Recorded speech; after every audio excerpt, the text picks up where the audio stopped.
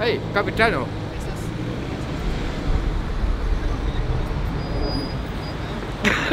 Pourquoi? Non. Oh, pour moi.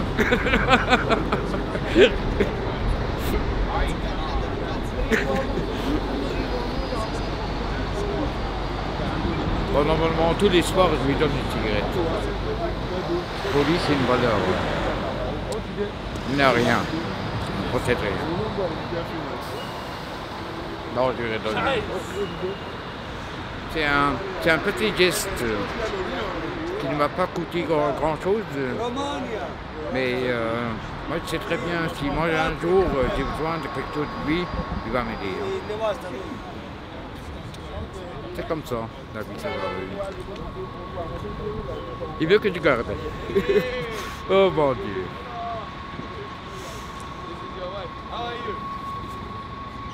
Ça me fait des larmes aux yeux. Don't worry, we take care of him here. Ce qui est parfois bizarre, je rencontre parfois des anciens collègues de la banque où je salue et qui sont, au début ils étaient tout étonnés, Claude, qu'est-ce qui t'est arrivé et ainsi de suite. Et je leur dis clairement, c'est passé comme ça.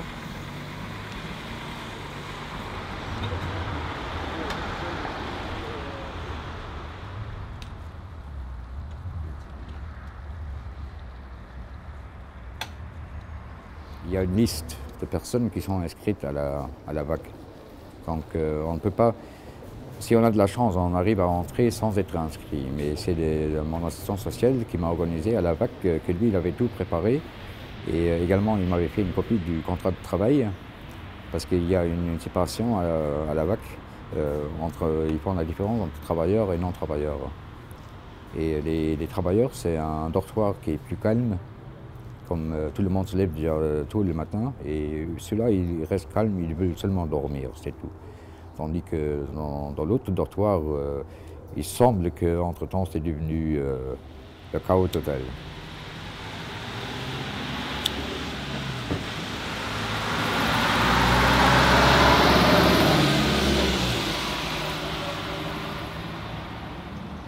Tout se réveille.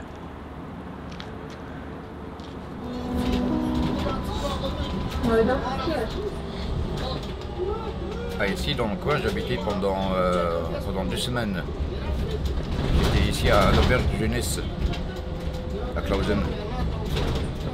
C'était bien, c'était le grand luxe. Pour moi, c'était le grand luxe. Et là, on paye 25 € par nuit. C'est abordable. C'est également des chambres avec 4 lits, mais c'est propre et net et tout. C'est autre chose qu'au Findel.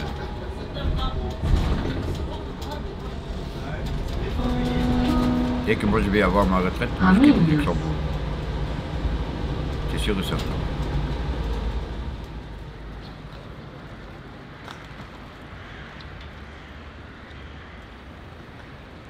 8 mois et demi que j'étais sur la rue carrément. J'ai toujours horreur des week-ends quand je n'ai rien à foutre. Je ne sais pas ce qui m'attend.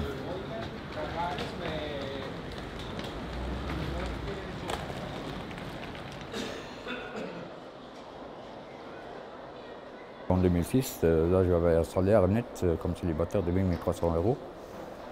Bon, maintenant, comme je fais la porte, aller travailler, ça me revient à peu près à 1800 et quelques de net par mois. Moi, pour l'instant, je dirais que j'ai assez de liberté. Moi, je n'ai plus à m'occuper de soucis de famille, soucis de travail. Moi également, je vais travailler, mais moi, je sais très bien quand je pointe à 4h30 que pour moi, le travail, c'est terminé. Tandis que le temps où je travaillais encore à la banque, ça continuait à tourner dans la tête. Donc, il me fallait au moins 2 heures avant que j'arrêtais de penser à mon travail et ainsi de suite, même quand j'étais à la maison. Et ça semble drôle, mais c'est peut-être à cause de ça que moi je suis tombé dans l'alcool, parce que l'alcool freine le cerveau et on arrête de penser.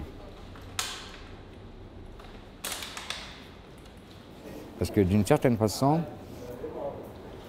on arrive seulement à supporter, ça semble être une excuse, mais on arrive seulement à supporter la vie sur la rue en buvant, pour ne plus réfléchir, pour supporter la misère quand même.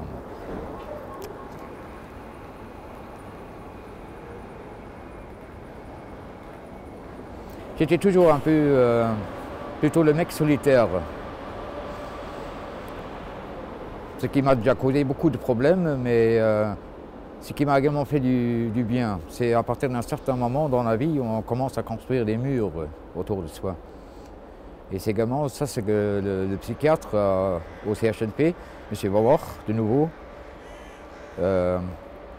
qui m'a une fois répondu, M. Bintnock, dès que moi j'arrache une brique, vous en remettez 3. Pourquoi tu as besoin de ce grand mur? Pour me protéger. Seulement pour me protéger. De quoi?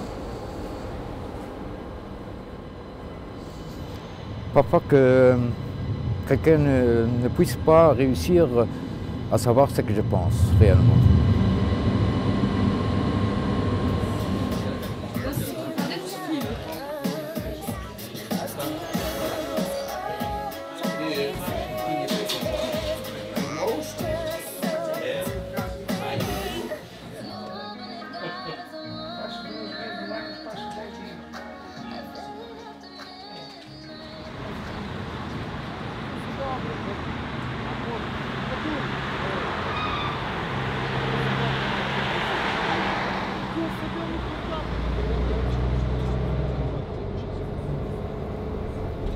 Pour l'instant, il n'y a pas de chez moi.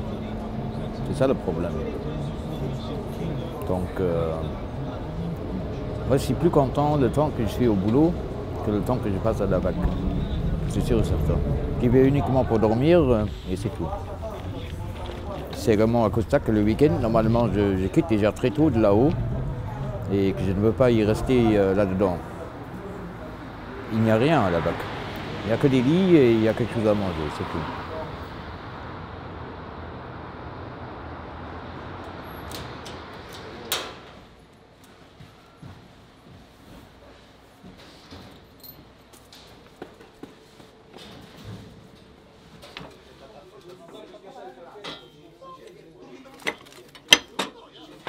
Ça c'est de la NZ, tu sais, de la camionnette de Nile, Oui. de la plaque là. Tu sais, c'est la vignette fiscale Oui. de la voiture. On reprend les anciennes et on laisse celle-là, c'est les nouvelles.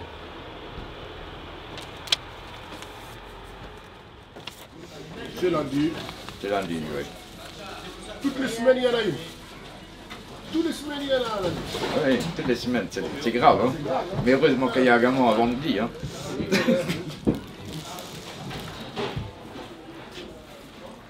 Ça me réjouit d'aller travailler. C'est également du support que j'ai des personnes avec lesquelles que je travaille. Ils savent très bien ce qui se passe chez moi et ils respectent. C'est vrai que c'est pas facile la vie. Hein. Non, non. Ouais.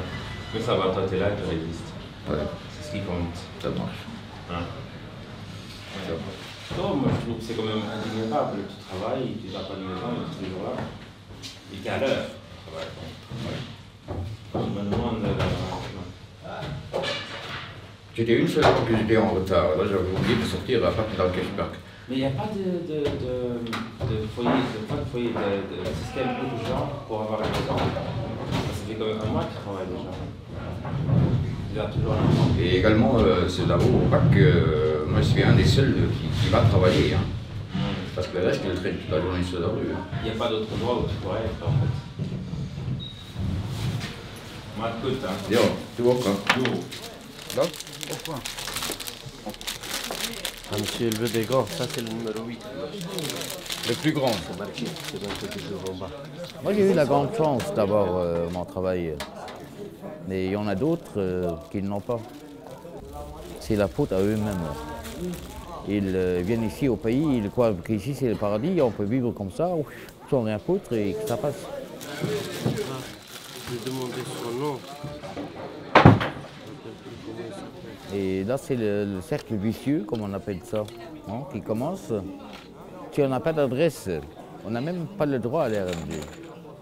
Il faut avoir un travail, pour avoir un contrat.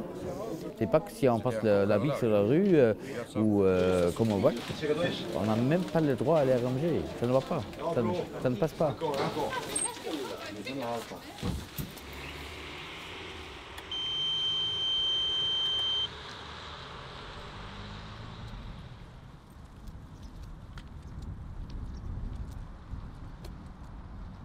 La VAC, ça veut dire Vantaktion. C'est uniquement valable jusqu'à fin mars. Après ça, c'est terminé. Donc il faudra absolument que je trouve quelque chose maintenant avant fin mars pour avoir un logement après le mois de mars. Là, c'est encore une aventure à vivre et il faut trouver quelque chose.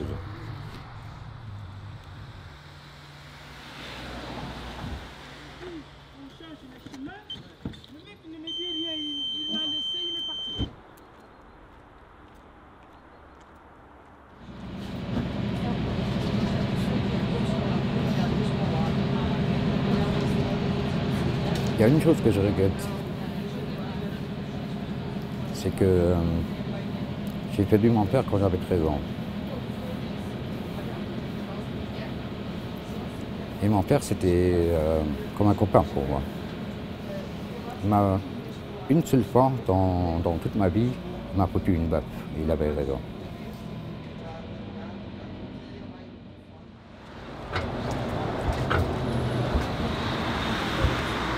C'est pas pour me vanter, mais d'une certaine façon, à cet âge-là, c'était. Pour certains trucs, c'était moi qui remplaçais l'homme dans la maison. Hein. Ma mère, elle a fait ce qu'elle pouvait. Elle a réussi que ma soeur et moi, tous les deux, on a fait notre bac. Et j'ai encore un peu de contact avec ma soeur. Tous mes respects pour elle. C'est la seule qui s'est occupée de moi quand j'étais encore avec le brick et ainsi de suite. Et qui m'a également dépanné parfois où j'étais en retard avec le loyer. Et pour que j'ai toujours un logement. Bon, et je la comprends, à un certain moment, elle également, elle en avait marre qu'elle voyait que j'avais recommencé à boire. Et elle m'a dit, Claude, maintenant c'est à toi.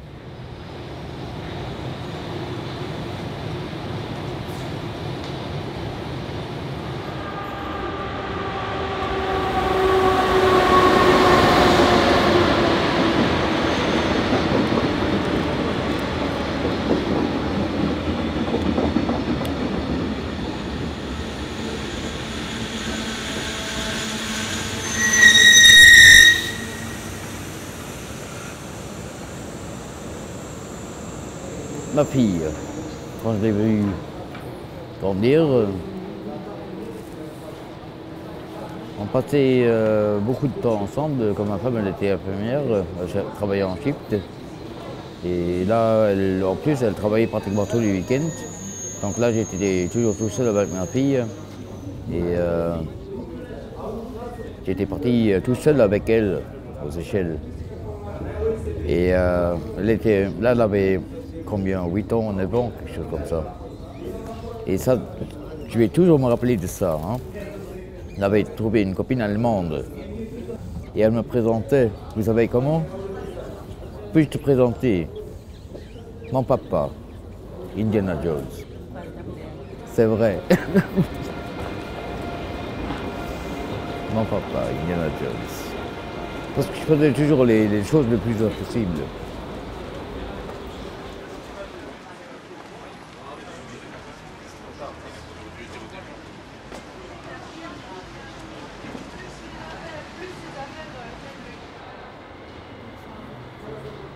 Ma fille, la dernière fois que je l'ai vue, elle avait 13 ans. De ça, je me rappelle encore très bien. Et après ça, je ne l'ai plus revue. Elle est devenue grande. C'est belle. Elle me ressemble beaucoup. Ça ne veut pas dire que moi je suis beau, pour l'instant sûrement pas, mais Moi, j'avais établi un contact avec elle sur Facebook, où je l'avais retrouvée. Et après ça, elle m'a répondu, elle m'a toujours appelé Claude. Jamais papa. Et elle m'a répondu, écoute Claude, c'est maman qui ne veut plus que j'ai du contact avec toi.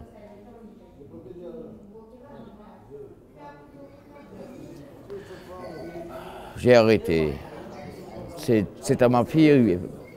Moi, il faudra que je montre la preuve que j'ai changé.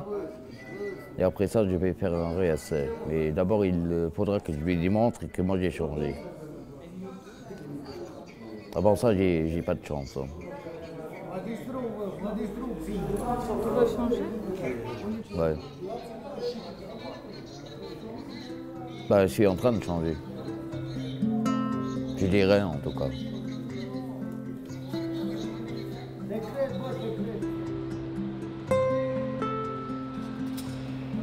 J'ai fait des fautes, ça c'est clair, c'est sûr et certain.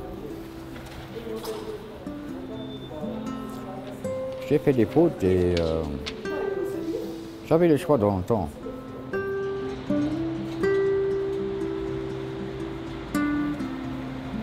C'est là où j'aurais dû profiter ou prendre un autre chemin à un certain point et pas celui que moi j'ai pris. Je me sentais trop à l'aise dans le temps. C'est par connerie, on peut le dire comme ça, que je suis rentré dans cette voie-là. Comment dire?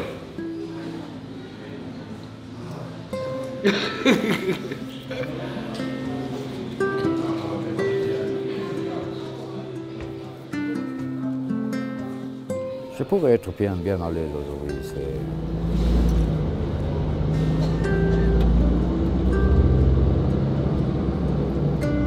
Oui, je ne sais pas si je le cherche vraiment. Il faut me retrouver de nouveau tout en bas pour pouvoir de nouveau remonter. Je ne sais pas si je veux me prouver moi-même quelque chose, mais je ne sais pas l'exprimer. Mais c'est comme ça. C'est une connerie peut-être, mais c'est comme ça.